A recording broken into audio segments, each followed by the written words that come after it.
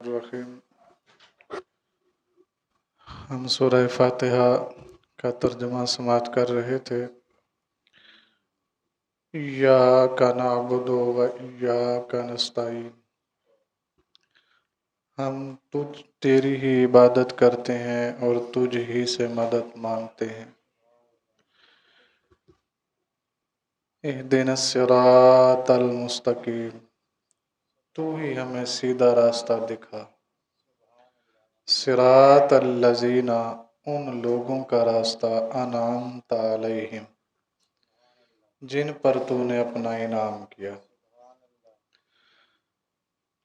غیر المغضوب، نہ کہ ان لوگوں کا راستہ جن پر تیرا غضب ہوا۔ یہاں غضب سے مراد یہودی ہیں یا عیسائی ہیں۔ اس لیے غضب ہوا کہ پہلے وہ اللہ سے دعا مانگتے رہے کہ یا اللہ اپنا محبوب ہم میں بھیج، اور جب وہ آ گیا تو انہوں نے ماننے سے کیا کر دیا؟ انکار کر دیا۔ علیہم ولضالین، اور نہ ان لوگوں کا راستہ جو گمراہ ہو گئے، راستے سے بھٹک گئے۔ یہاں سے مسلمان گمراہ مراد ہیں، یعنی کلمہ تو پڑھتے ہیں، زبانی اقرار ہے ان کو، عملاً ایسا نہیں لگتا کہ یہ کیا ہے، مسلمان بھی ہیں کہ نہیں ہیں۔ دو تین باتیں اس میں سماعت کرنے والی ہیں۔ پہلی بات ہے ایاک نعبد و ایاک نستعین، ہم تیری عبادت کرتے ہیں اور تجھ سے ہی مدد مانگتے ہیں۔ یہ جو مدد مانگنا ہے، ہمارے عرف عام میں تین قول ہیں اس کے۔ پہلا قول یہ ہے کہ اللہ کے علاوہ کسی سے کچھ نہ مانگا جائے۔ دوسرا قول یہ ہے کہ اللہ کے علاوہ بھی کسی سے مانگنا جائز ہے، ناجائز نہیں ہے۔ اور تیسرا قول یہ ہے کہ صرف دوسروں سے ہی مانگو، اللہ سے نہ مانگا جائے۔ علماء کرام کے نزدیک سب سے افضل یہی ہے کہ جب بھی بندے کو ضرورت اور حاجت ہو تو اللہ سے مانگے۔ سب سے افضل، میں یہاں علماء کہہ رہا ہوں، یہ نہیں کہہ رہا کہ فلاں مسلک کے، جتنے بھی علماء ہیں، جس نے بھی استعانت پہ بحث کی ہے، اس نے یہی لکھا کہ سب سے پہلے بندے کو اپنے رب سے مانگنا چاہیے۔ پہلے کبھی بھی مشکل آئے تو سب سے پہلا دروازہ جو کھٹکانا ہے وہ کس کا کھٹکانا ہے؟ اپنے رب کا کھٹکانا ہے، کیونکہ ایسا کوئی کام نہیں ہے جو اس کی قدرت میں نہیں ہے، ایسا کوئی کام نہیں ہے جو اس کے اختیار میں نہیں ہے، ایسا کوئی کام نہیں ہے جو اس کی طاقت سے کیا ہے؟ باہر ہے۔ تو جب سب کچھ اسی کے پاس ہے تو پھر بندے کو بھی جب ٹھوکر لگے تو اسے پلٹ کے اپنے رب کے پاس ہی آنا چاہیے۔ ٹھیک ہو گیا؟ دوسرا قول ہے کہ نہیں، اللہ کے علاوہ بھی کسی سے مانگنا جائز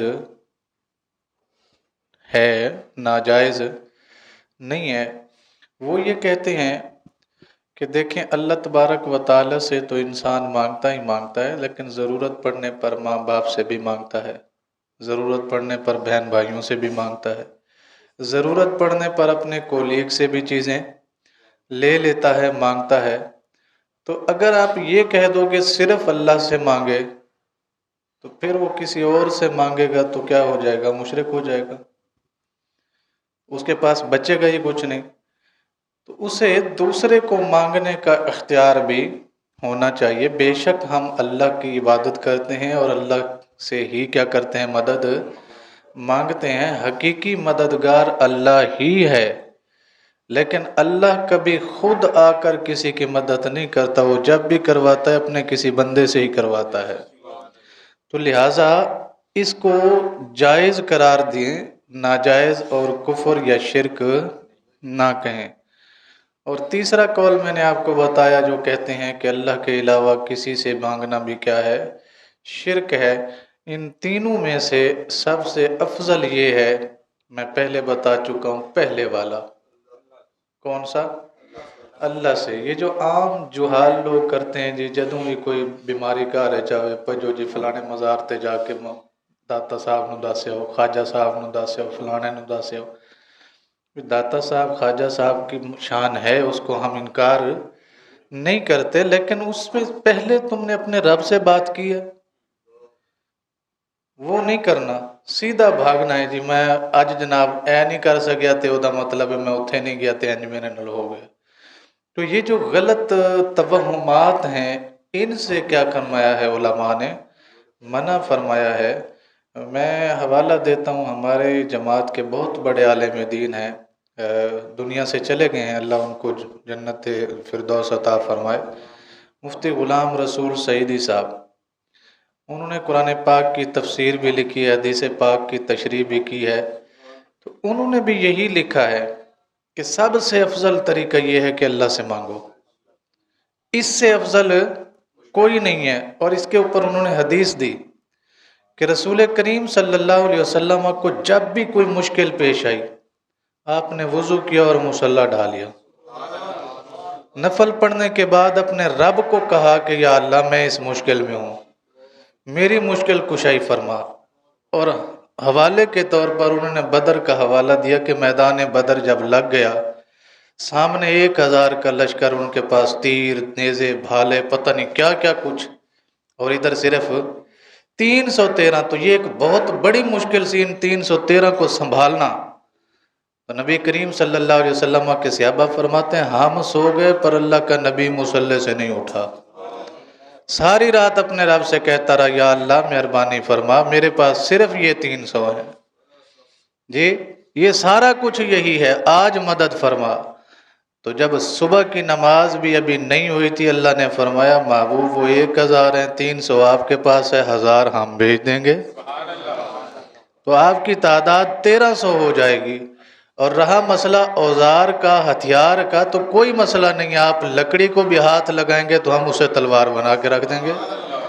تو یہ بطور دلیل لائے ہیں کہ جب بھی مانگنا ہے انسان کو اللہ سے مانگو۔ یہاں تک آپ نے لکھا ہے کہ کسی ڈاکٹر کے پاس جانے سے پہلے بھی اللہ سے بات کرو، اللہ سے شفا مانگو، کیونکہ ڈاکٹر کی حیثیت ثانوی ہے، اللہ کی حیثیت جو ہے وہ اولا ہے۔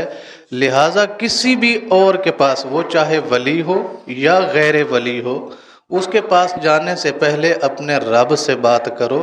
اگر وہاں سے تمہاری بگڑی نہیں بنتی تو پھر کہیں سے بننے کی امید ہی نہیں ہے، تو پھر در بدر کی ٹھوکریں نہ کھاؤ۔ باقی اولیاء کاملین کا آپ فرماتے ہیں مقام یہ ہے، وہ اللہ کے اتنے قریب ہو گئے کہ اب وہ جو کہہ دیتے ہیں اللہ اپنی تقدیر بھی بدل دیتا ہے، اللہ اپنا فیصلہ بھی بدل دیتا ہے، لیکن ان کی حیثیت کیا ہے؟ ثانوی ہے، اولیت ان کو حاصل نہیں ہے، یہ ثانوی حیثیت رکھتے ہیں۔ اولیاء ہوں، انبیاء ہوں، یا صحابہ کرام ہوں، تابعین ہوں، تبع تابعین ہوں، جتنا بھی کوئی بڑا ہو جائے اللہ سے بڑا تو ہم ہر نماز میں یہی کہتے ہیں نا، اللہ اکبر۔ تو پھر جب ہمارا اللہ بڑا ہے تو ہمیں اپنے ہر مسئلے اور ہر مشکل کے لیے رجوع بھی اسی بڑے سے کرنا چاہیے۔